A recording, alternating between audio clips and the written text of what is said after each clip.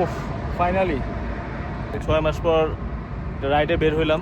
বেশি বড় রাইড হবে না, সম্ভবত কুমিল্লাতে লাঞ্চ করি নে দুজন এখনো। লাঞ্চ কই করবি? লাঞ্চ কুমিল্লা মিয়ামিতে তো শুনছি অনেক ভালো, ওইখানে যাওয়া যায়। মিয়ামি খিচুড়ি নাকি? হ্যাঁ, মিয়ামি ঠিক আছে, ওইখানে যাই।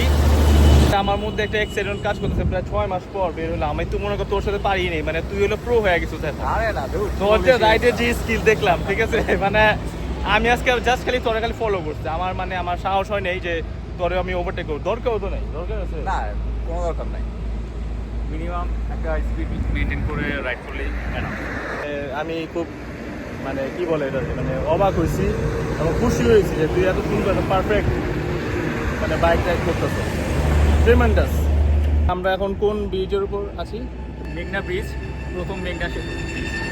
আমার কাছে এই ব্রিজের রাইডটা খুব ভালো লাগে, অনেক বড় চওড়া, আর এখানে হচ্ছে নদী, খুব ভালো লাগে এই ব্রিজটা রাইড। কিন্তু আমার তো ভালো লাগছে, প্লাস মনে তো ভয়ও লাগছে। এই যে অনেকদিন পরে তো বের হয়েছি সেই জন্য।